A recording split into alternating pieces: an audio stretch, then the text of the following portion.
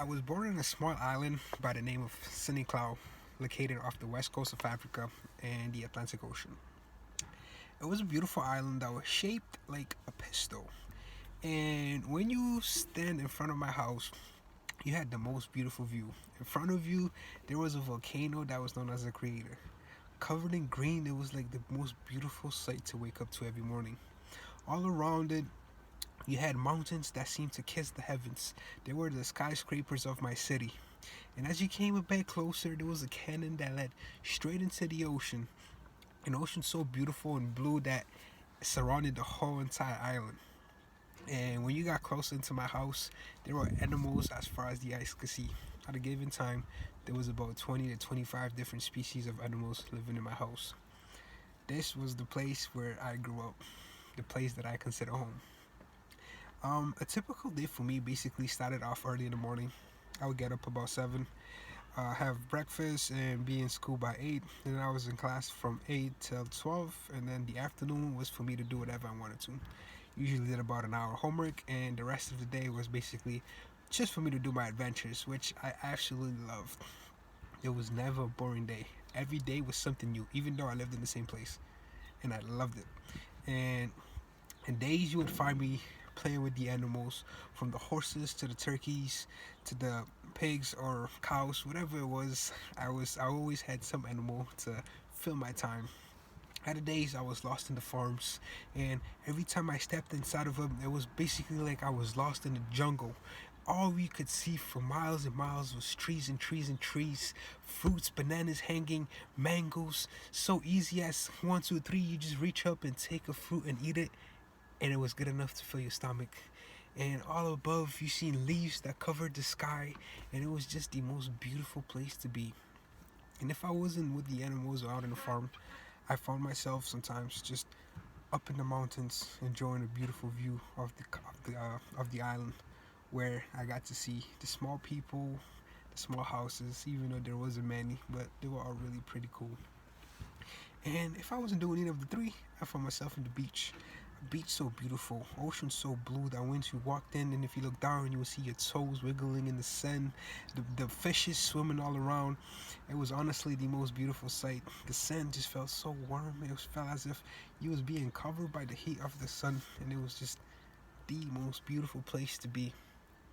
And this was what I consider home for all my life. This was my world until one day I was told that I would be moving to the United States. Did not know how to feel about that, but I was like, cool, but I'm coming back, right? And that wasn't necessarily the case, but in the back of my head, I was like, well, I did not really understand the idea of moving to a different country. So I was like, I'll be back. I'll be back. I'm cool with that. And I remember the day that we left like it was yesterday. We were sitting in the airport, and everyone is just all around talking. And we was probably there for like a solid 3 hours before the plane came. And I was just having some good time with my best friend. We were actually out looking for scorpions. Uh, Back in the time, it was like Cape Verde has first spotted its first few scorpions. So it was like, yo, let's see a scorpion today. And we was just for 3 hours just looking for scorpions. We just found a dead one, which I guess was good enough. But until the time came, we were just sitting there, and in the far distance, you heard the plane coming. And in that moment, it was like hell itself broke loose, and time for me just froze. I felt like I was just sitting there, and all around me, everyone is just moving and moving and moving, grabbing luggage, saying bye, grabbing people, just doing whatever it was. And then I'm just there like, what is happening? I'm like, come, let's go, let's go, let's go. The plane is here. We gotta get in the plane. And I just remember like, yeah, let's go. And my best friend was the first person I said bye to, and I just remember giving him a hug. And in that moment, it was as if all the water on earth just started coming down his face, and he was just crying. And I just remember thinking to myself like, why am I not crying? And as I kept on walking to get to the plane, my grandparents, my uncles and aunts, my cousins all coming up to me. Everyone is crying and crying. You just hear criers, and you see tears running down everyone's face. And I'm just there like, what is going on? Why is everyone so sad? Because in the back of my head, I thought I was coming back, but I didn't really realize that this was it. And then the last person I said bye to was my dad. And not knowing why, I just started crying. Had no idea why. And I remember just crying all the way to the flight back to the capital, where we had to catch another flight to come to the United States. And that's when it hit me. When I hopped on that last flight to get to come to the United States, I was like, wow, this is it. Like, I don't think I'm coming back for a while. And we flew to the United States from Praia, and we landed in Boston. It was about an 8-hour flight, and pretty long, longest flight I ever been on. But I made a friend in the flight, so it was quite enjoyable. And I remember just landing in Boston and just feeling as if I was an alien from a different planet that had just landed somewhere new. I was like, wow, this is different.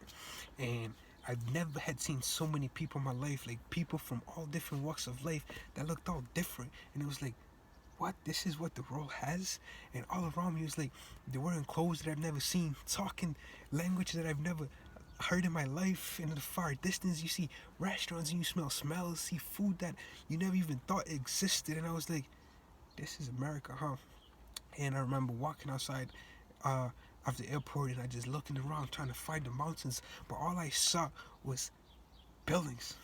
It was like my mountains, who were the skyscrapers, were replaced by actual skyscrapers that I didn't even know actually existed. And it was just cool because I had never seen buildings that tall. Then we took a drive back to Providence, Rhode Island, where I've been for the since I right here, and I did not remember the ride. I fell asleep and just remember waking up the next morning and looking out the window and asking my grandma, where are all the cows and the chickens and the rabbits, all the animals? Where are the mountains? Where's the ocean? Where's everything? Why is this place so different? And she was like, you don't have none of that here.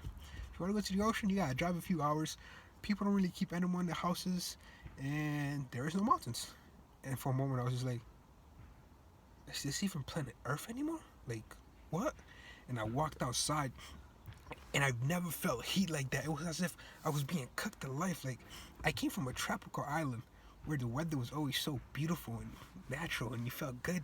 But over here, it felt like the world was trying to cook you alive, and everything was just different.